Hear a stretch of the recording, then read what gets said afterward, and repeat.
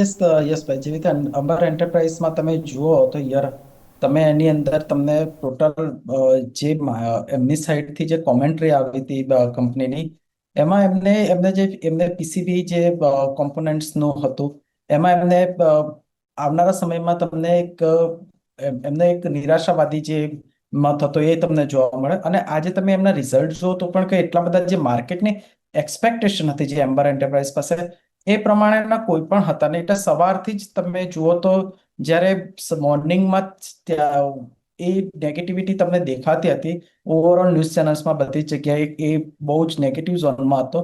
અને તમે જુઓ તો આજે મોર્નિંગથી જેવો ઓપનિંગ થયો ત્યારથી જ કોન્સ્ટન્ટ સેલિંગ થાય છે, અને હજી પણ એ રોકાયું નથી.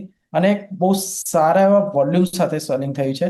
તો મારા મતે તો હવે આ લેવલે કોઈ લેવાની નહીં, કે કોઈ આ જે માર્કેટમાં ઘટ્યું છે એ કોઈ બાઇંગ ઓપોર્ચ્યુનિટી નથી. તમે વેટ એન્ડ વોચ કરો. આવનારા સમયમાં લગભગ સ્ટોક્સ 6100 યા 5400 સુધી પણ આવી શકે છે. એ સમયે થોડું જ માર્કેટમાં તમે કોઈને લેવો હોય તો એ લેવલ પર લઈ શકે છે, અધરવાઇઝ એવોઇડની સલાહ છે. ઓકે, તો વ્યૂ આ પ્રમાણે અહીંયાથી ખાસ બનતો જોવા મળી રહ્યું છે, નજર રાખવાની રહેશે.